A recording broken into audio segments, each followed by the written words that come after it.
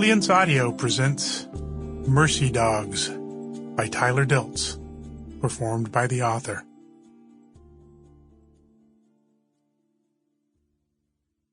For my mother, Sharon Dilts, who never does bad things. The Krauts called them sanitary dogs, the old man said, shaking his head. But when I was lying there in the middle of all that stink and carnage, absolutely sure I was going to bleed to death from where I took the shrapnel in my leg, out of nowhere that collie came up to me with its Red Cross saddlebags, and I remembered what they told us about the dogs. I got out the bandages and the tourniquet, and I was able to fix myself well enough.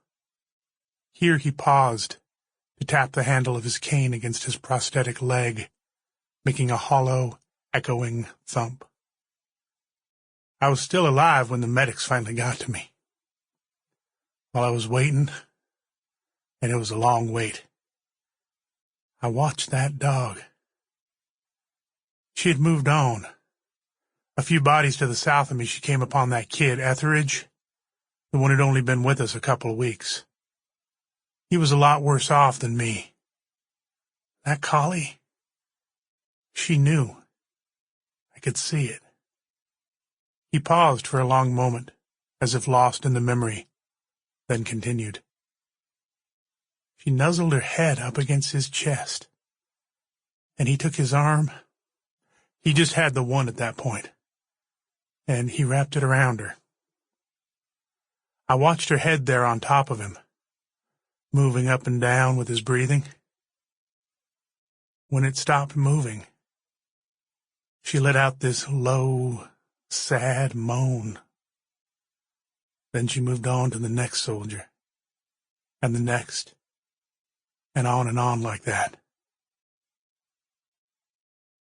Fucking Krauts didn't know what they were talking about.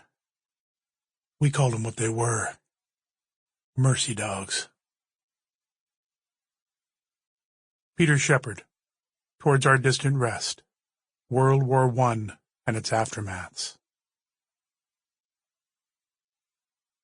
1.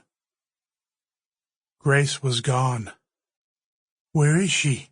Peter asked. Usually by this time she'd be out on the back patio with him, coffee cups on the table in front of them, both of them bundled up against the morning chill as they waved at the early departures from Long Beach Airport jetting overhead. Sample complete. Ready to continue?